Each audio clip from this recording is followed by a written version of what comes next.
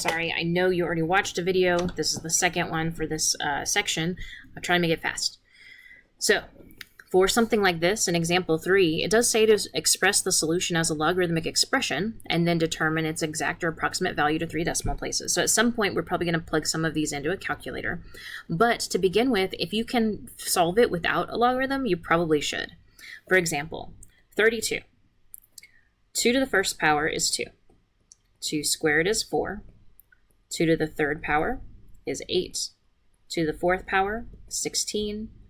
2 to the fifth power is 32. So really, x is 5 because 2 to the fifth power is equal to 32. We know that because we should know our exponents. 18 to the first power is 18, so x is just 1. 10, we talked about this, right? 1 over 100 is just 100 to the negative first power. And we know that 10 squared is 100. So we really have 10 to the x is 10 squared to the negative first power, which is 10 to the negative second power, because whenever you have power to a power, you multiply them. 10 to the second power, okay, so that means x is negative 2. I already told you this, right? Anything to the any power equals 1 when x is 0.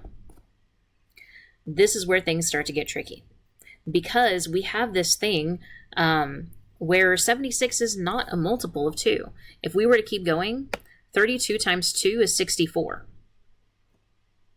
And 64 times 2 is not 76. So you can't keep going here. You have to use a calculator. We just don't have that knowledge base. So we are going to take log base 2 of both sides. So log base 2 of 2 to the x is going to equal log base 2 of 1 over 76. Those will cancel.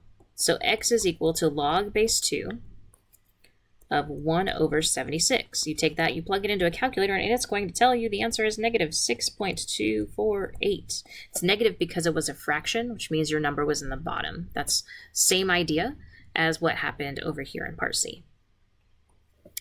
That means here, we're going to take log base 3 of both sides. So let's take log base 3 of 3 to the x and log base 3 of 80.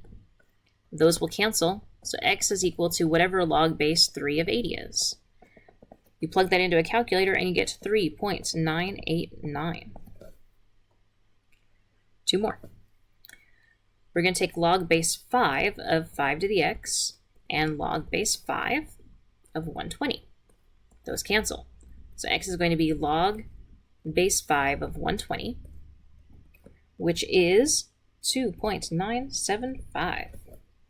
Finally, we have log base 6 of 6 to the x is equal to log base 6 of negative 36. Now what we're going to learn is that x is actually undefined. Because again, just like what we saw in example 2, right, like right here, 2 to the x equals negative 4. You cannot raise something to a power and get a negative number. Not unless that's something that you're raising to a power is negative. And we're not starting with something that's negative, right? We just have 6. So there's no way to get rid of that negative, which means that it's just undefined. It is not possible. Also, you can't take the logarithm of a negative number because of that same thing. It's not allowed. It's not in the domain of the function.